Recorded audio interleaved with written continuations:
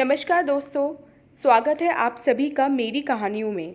मैं हूं शिखा और एक बार फिर से आपके लेकर आई हूं एक नई कहानी और उम्मीद करती हूं कि ये कहानी भी बाकी कहानियों की तरह आपको बेहद पसंद आएगी और आप पहले की तरह अपना प्यार और सपोर्ट मेरी वीडियोस पर बनाए रखेंगे। तो चलिए अपनी आज की कहानी शुरू करते हैं।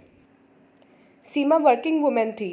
वह घर और ऑफिस दोनों कार्यों को एक साथ संभालने की ज़्यादा से ज़्यादा करने की कोशिश करती थी। शादी से पहले से ही सीमा जॉब करती थी। शादी के बाद सास ससुर ने कुछ आपत्ति भी जताई। तुम जॉब करोगी तो घर का सारा काम कौन करेगा? लेकिन मुकेश ने एक अच्छे जीवन साथी की तरह सीमा के काम को संभाल लिया। मुकेश की भी एजुकेशन अच्छी थी। वह घर पर खेती बाड़ी और अपना खुद का बिजनेस करता था। ज़्यादातर समय उसका घर पर ही बिताता था, इसलिए मुकेश ने सीमा को घर के काम के लिए कोई परेशानी कभी नहीं होने दी। सीमा के 2 बच्चे थे। वैसे बच्चों के लिए ऑफिस से मैटरनिटी लीव मिलती थी, लेकिन मातृत्व अवकाश खत्म होते ही सीमा को ऑफिस जाना पड़ा। मुकेश घर, बच्चे और सीमा सबको अपने प्यार और कार्यों से संभाल लेता। सीमा की जेठानी देवरानी सभी कई तरह की बातें करती। सीमा के सास ससुर तो जैसे मुकेश से खफा ही रहते थे।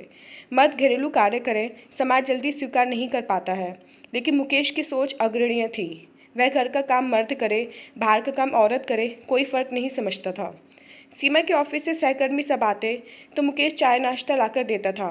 सीमा के सहकर्मी सब कहते, सीमा तुम बहुत किस्मत वाली हो, मुकेश जैसा पति मिला है। सीमा को अपने पति पर कहीं न कहीं गर्व ही होता था। उसने सपने में ना सोचा था कि उसका पति उसका साथ यूँ देगा। क्या करती, बचपन से उसने यही देखा था।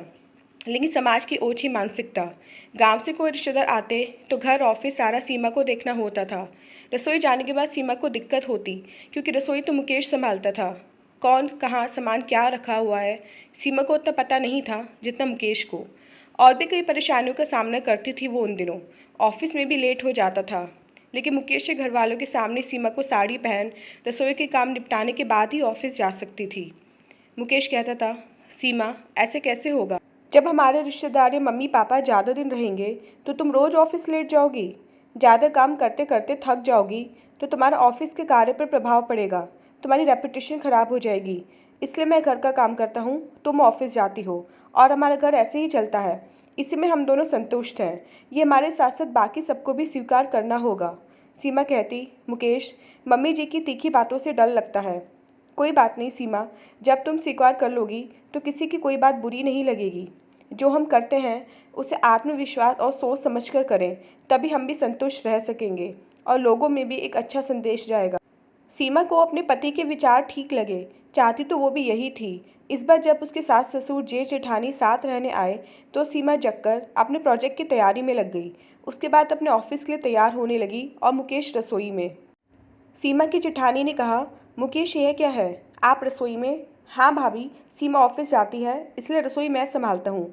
रसोई घर मेरे लिए पूजा घर समान है। यह सुनते मुकेश की माँ भाभी सभी हंसने लगी। आप तो बिल्कुल जोरू का गुलाम हो गए हैं। ये क्या कह रहे हैं देवर जी? नहीं भाभी, मैं सीमा के साथ खड़े रहने को अपना कर्तव्य समझता हूँ। अगर मेरी जगह सीमा होती तो वो भी यही करती, लेकिन तब आप लोग कुछ नहीं कहते। मेरे काम में भी सीमा मेरी बहुत मदद करती है। मुझे अपने बिजनेस का हिसाब किताब करना होता है तो वह तुरंत कंप्यूटर पर कर देती है। मेरी फाइल को भी वही देखती है। हम दोनों के सहयोग से ही हमारा घर सुख और शांतिपूर्ण रहेगा। मैं सीमा को संतुष्ट रख सकूं, बस इतना ही चाहता हूं। यही तो शादीशुदा जिंदगी और प्यार की हकीकत है। सीमा का चेहरा गर्व से दमक रहा था और मुकेश की भाभी भी पलटकर कोई जवाब ना दे पाई। मुकेश ने कई व्यंजन बनाए और डाइनिंग टेबल पर सभी ने जब एक साथ खाया तो शायद बहुत हद तक भ्रम दूर हो चुका था। भाभी ने कहा, हमारे देवर जी बहुत अच्छे हैं और रसोई में भी बहुत अच्छे लगते हैं। सच बात ही है देवर जी, सीमा तो एक सब्जी से ज़्यादा बना नहीं पाती थी। आपे खाने में तो बेहतरीन स्वाद और कई प्रकार के भोजन हैं। हमारा भी फ़ायदा ही फ़ायदा। और सभी हंसने लगे।